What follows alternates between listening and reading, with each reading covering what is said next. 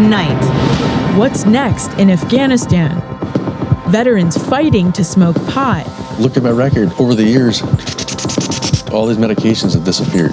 Well, why is that? And working the on-demand delivery hustle.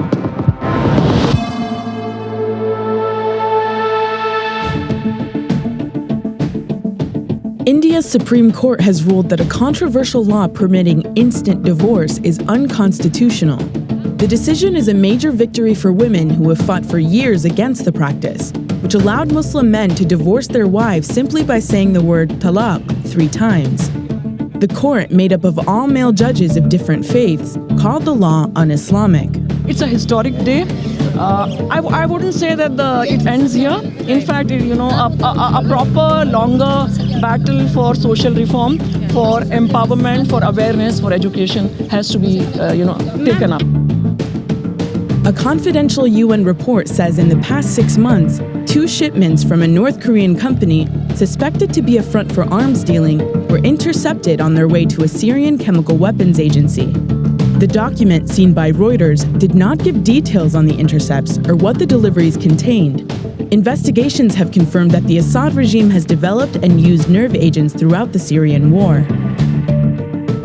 The Treasury Department announced sanctions on 6 individuals and 10 organizations in China and Russia for supporting North Korea's nuclear program. It's part of America's continued efforts to further isolate the Hermit Kingdom by punishing entities with financial ties to Pyongyang's weapons advancement. Treasury Secretary Steve Mnuchin called out China and Russia specifically today, saying, quote, "It is unacceptable to enable North Korea to generate income used to develop weapons of mass destruction." The commander of the Pacific Fleet says 1 or more bodies have been found in flooded compartments of the USS John S. McCain. The remains haven't been identified, but are thought to be those of some of the 10 sailors declared missing after the Navy ship collided with an oil tanker on Sunday. 5 nations are involved in the ongoing search operations, and today the Malaysian Navy located a body at sea. Missouri Governor Eric Greitens halted the execution of Marcellus Williams hours before he was scheduled to be put to death. The last-minute stay came after a series of court battles by Williams' lawyers, who argued that new DNA testing revealed that the evidence on the murder weapon belongs to another man. Williams, who maintains his innocence, was convicted of fatally stabbing a woman during a burglary in 1998. The governor is ordering a review of the new evidence before deciding whether Williams should be granted clemency.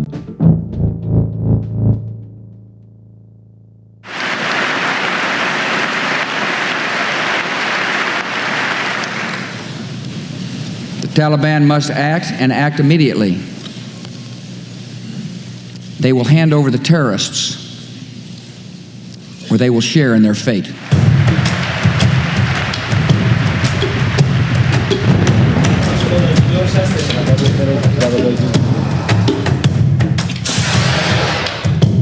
I have determined that it is in our vital national interest to send an additional 30,000 U.S. troops to Afghanistan.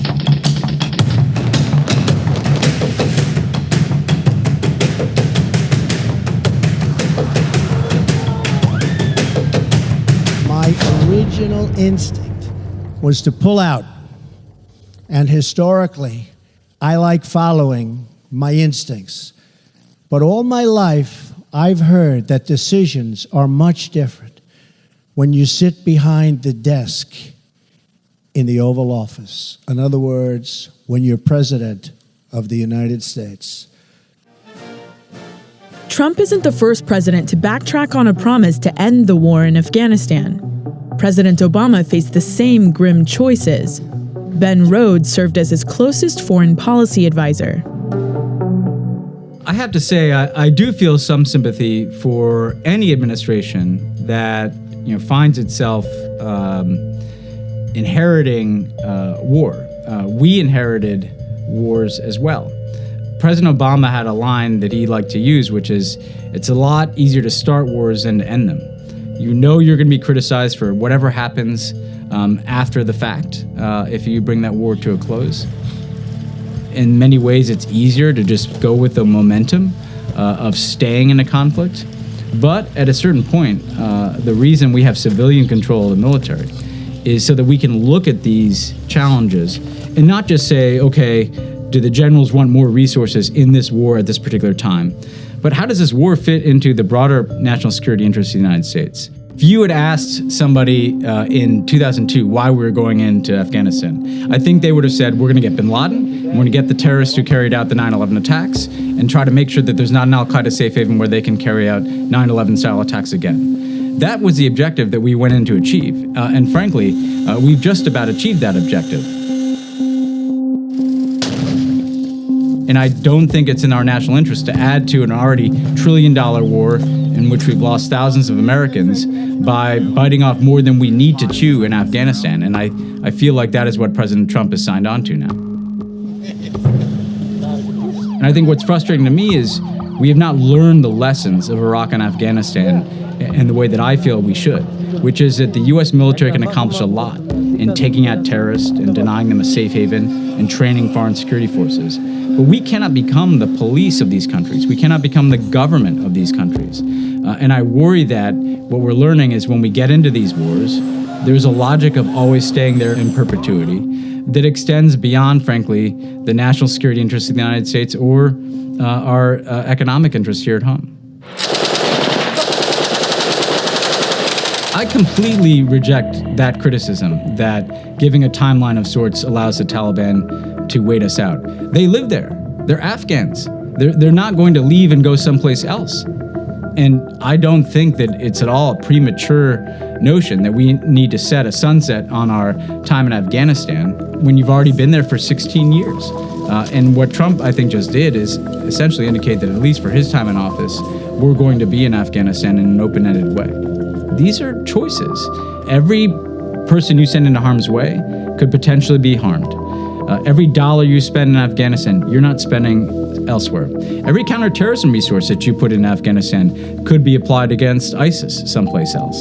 While I feel a degree of sympathy for the need to deal with a war that has been ongoing for nearly 16 years in Afghanistan, I do think, frankly, it's a responsibility of the President of the United States to say, I'm the ultimate decision maker, and if I believe that there are other national priorities and that this goes beyond the mission that we should give our military, that I can say to the generals, you know what, we're going to take on a more limited mission here, and we're going to ask more of the Afghans here, because we've done our part, and now it's time for them to do theirs.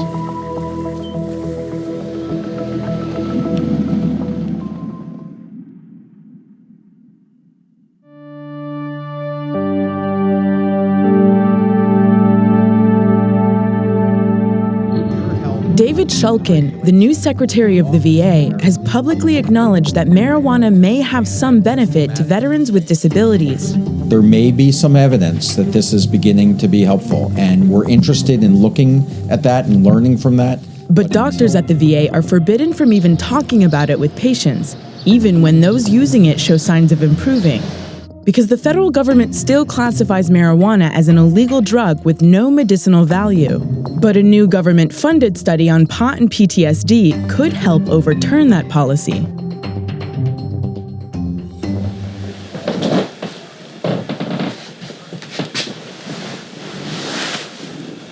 Okay. Ready?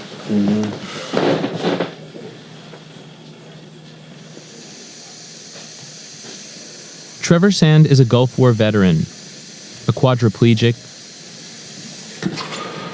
and, as of about 10 years ago, an avid marijuana user.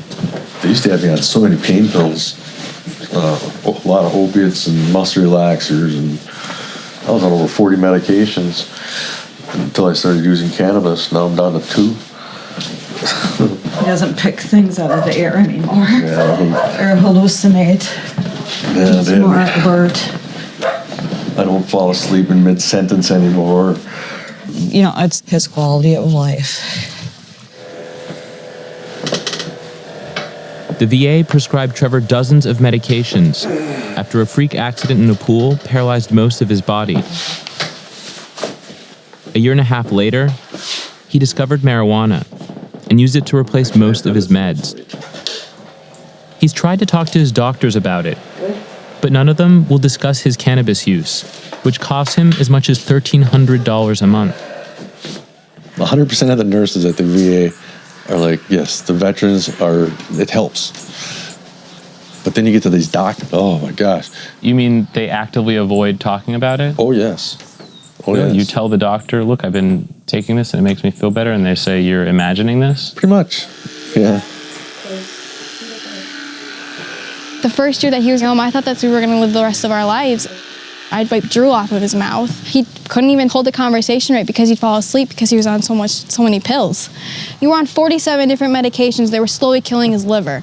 I was losing my father. Have you made a point to talk to other veterans? Oh, yes. As many as I can. 99% of them, is there a way I can get off the pills? They don't like them. They don't like the effects. And I'd say 100% of them that have tried cannabis, wow. In late July, Trevor and his daughter Erica went to a roundtable at the Wisconsin State Capitol, where about a dozen veterans and supporters shared their stories and frustrations with a state representative. Many of them used marijuana for PTSD. From March 8th, 2008 to December 31st, I was prescribed 9,995 pills, and 4,875 of those were class 2 pain medications, Xanax, and other mood-altering drugs. I came back and had what I now know to be extreme full-blown PTSD from the get-go, having to go through a black market and getting, couch lock type strains versus something that could actually allow me to function day to day is huge. My children say that I'm mad in the morning. That means I've had bad dreams. They have this acronym, MIM, Dad's mad in the morning. And my wife says, Ash, take 10 minutes. Mm-hmm. That 10 minutes is our code word for Ash, go smoke some cannabis. You'll be a lot nicer to the family. We'll all get along much better. And so I smoke not just for myself, but for my kids, for my wife, for my relationships. Marijuana has not only been shown to help with things like pain management and post-traumatic stress syndrome, but also in curbing opioid abuse, which is an especially big problem for military veterans. They're nearly twice as likely to die from accidental opioid overdoses than civilians, according to data collected in 2005 from VA patients. Your VA doctor can't talk to you about this treatment that's been really useful to you. What do you want them to know, and what do you feel like would help you convince them that they should treat it differently? I've met a lot of them who they will tell you, I can't prescribe it, but you should try it.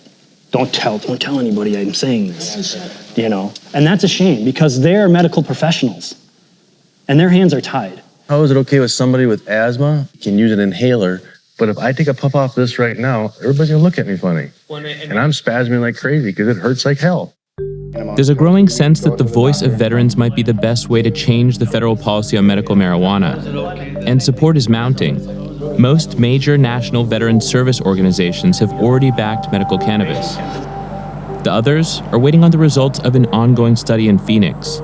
It's the first government-backed research of its kind. Yeah, this is a limited space, but we make it work. And Sue Sisley is in charge of the study, which began earlier this year. It's the first ever FDA-approved clinical look at the effects of cannabis on veterans with PTSD. But like all controlled trials in the US, it has to use extremely low-grade government weed. It smells like not great cannabis. Yeah, I have to say, a lot of people would not recognize this as cannabis. If you look inside, it kind of looks like what's left over after you use weed. Right, yeah, exactly. Yeah, it's 0.08 grams of cannabis, so it's a very minimal amount. When I heard about this government-sponsored study, I didn't necessarily think it would look like this. Right. I mean, people assume that a government-sponsored project is going to have all of the kind of bells and whistles of a legit big pharma trial, and maybe we look kind of low. How do you say? Maybe we underfunded. We look, yeah. Sisley wishes she had more than the $2 million she got from the state of Colorado. But what she absolutely needs is access to more veterans. For the study to be statistically significant, it has to include 76 veterans who meet a set of very specific requirements. But after 7 months, Sisley has only managed to find 20. She blames the Veterans Affairs Office. The Phoenix VA hospital has the highest density of treatment-resistant veterans. They probably have 20,000 patients there. We need them, and we can't access them. The Phoenix VA has set up a brick wall there. So most of these veterans who are going every day have no idea that this study is happening in their backyard. In early August, Sisley sent a letter to Shulkin, asking him to force the Phoenix VA to cooperate. She still hasn't heard back. We asked the National and Phoenix VA for a response, but neither was willing to address the study. I can tell you that the majority of the public will continue to be skeptical until there's controlled data that's published in a peer-reviewed journal. If the study stalls or is canceled, it's hard to imagine medical marijuana will become a treatment option for veterans anytime soon. Veterans who live in states where medical marijuana is legal can go elsewhere and pay out of pocket. Veterans like Trevor who don't will have to continue medicating themselves or go back to taking opiates. I use my cannabis for my pain rather than the pills because my organs are going to love me a lot longer. They're going to last longer, which means as I get older, I won't have to be on as much medications. When we signed up for military, hey, you promised to take care of us. We're doing the best we can. Well, why are you going to fill us full of pills?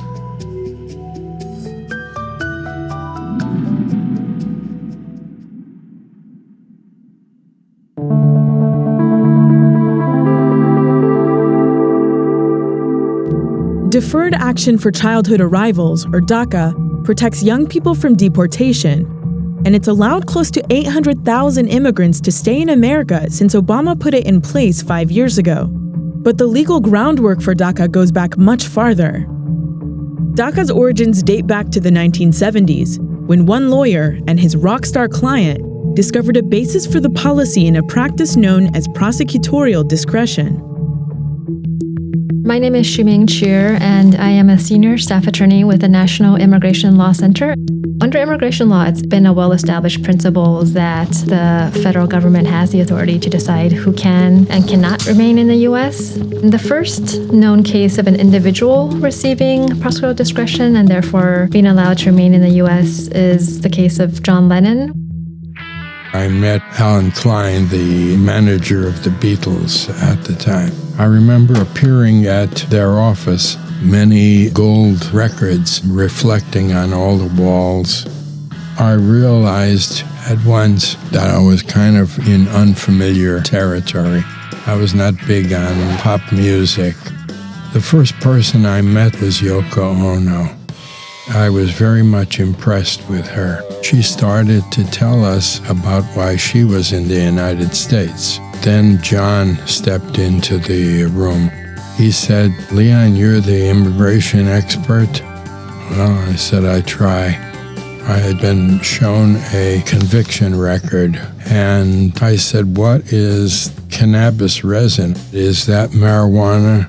Oh, he said, "No, that's much better than marijuana." We wouldn't be able to free ourselves of that conviction. So it was a very serious situation. When I got home, my wife said to me, "Your office called and said that you have a meeting with some heavyweight potential clients." She said, "Who were they?" I said, "Jack Lemmon and Yokomoto." I wasn't good with names. She said, "Are you talking about John Lennon and Yoko Ono?" I said, "Yeah, that's correct." I thought that getting a 6-month extension would not be a problem. And I went to see the top man, the district director of immigration for the whole port of New York. The next morning, I get a call from him, and he says, "Because it's you, I'll give you a month, but get them out." Eventually, I determined that the way to do it was the Freedom of Information Act, which is a statute I love, to get proof that there was some authority to allow people here out of hardship.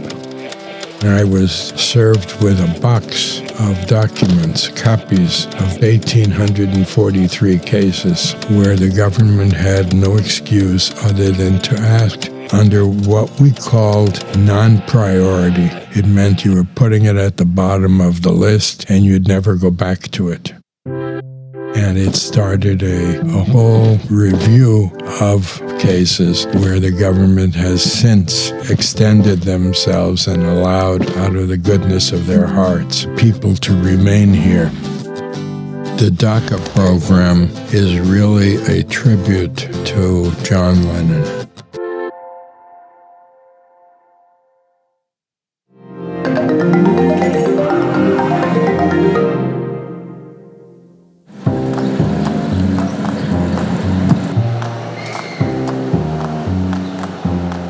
I guess I woke up at like 8 and I hung out with my girlfriend, and then she left for work around 10, and then I got ready to go.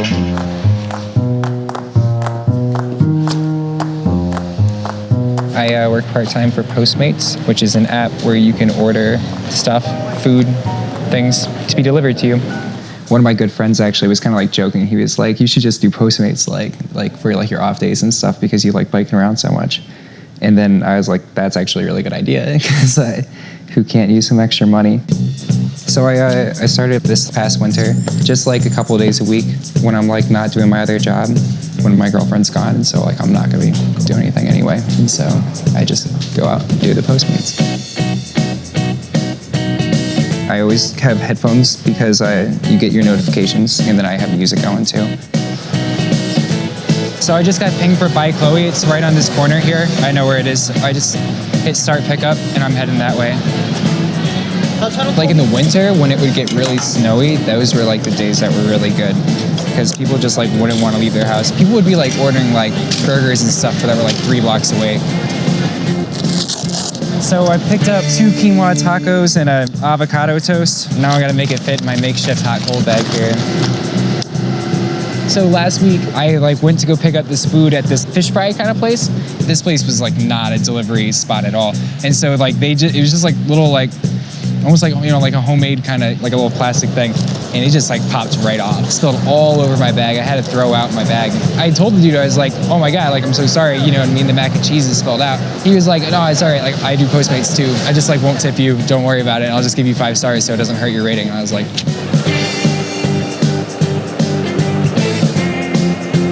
I mostly do Postmates, for fun and extra cash, but at the same time, I need it to do anything fun at all. You know what I mean? If I ever want to do something or buy something extra, I need to work Postmates. Sometimes you get weird stuff, just an item I didn't know existed, nipple guards for nursing. I didn't know anything about it, but I just showed the lady, in there. She showed me where it was. People are usually really nice about helping you out. The doorman let me go pee downstairs. You've got to find places to go to the bathroom when you're out here, especially when it's hot and you're drinking a lot of water. That's nice of him.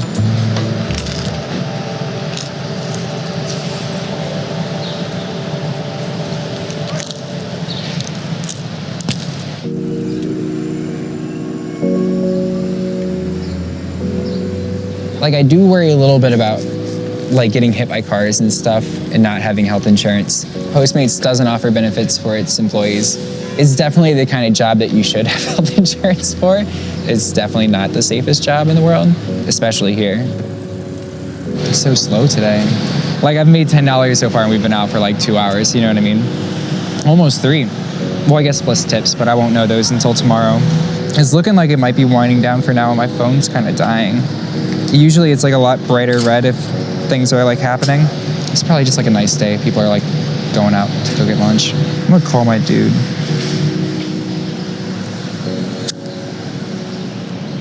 I text my buddy who I get some pot from sometimes, and so I came up here to go get it from him. And there's still no deliveries, so guess we'll go home. It's amazing though. It's in a city where everything's open all the time and you can just walk down so easily to everything right there. People love to just have stuff delivered right to their door. It's crazy. But I'm down to do it. You know what I mean? I don't mind. I just like riding around.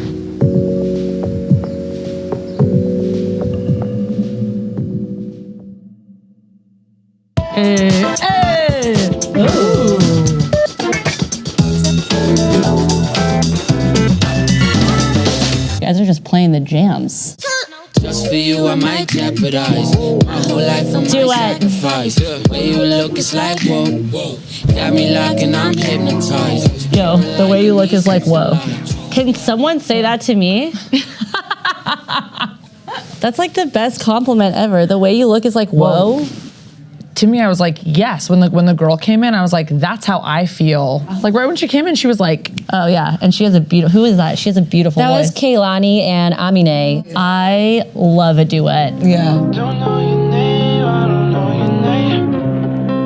We're not the same, we're not the same, we're not the same. Should we just do it at the same time? Yeah, that was hot as fuck. I love when the hi-hats always go triplet. Yeah. And the middle's like triplet, triplet, triplet, triplet, triplet, triplet. But it was very cool. Yeah. You hang a left, then you hang a right. Oh, hang a left. Hang a right.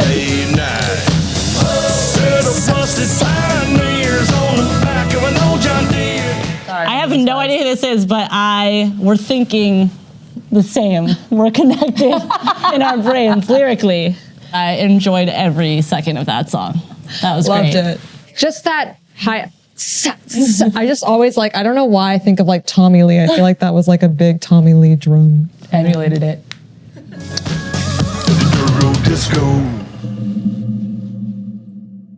That's Vice News Tonight for Tuesday, August 22nd.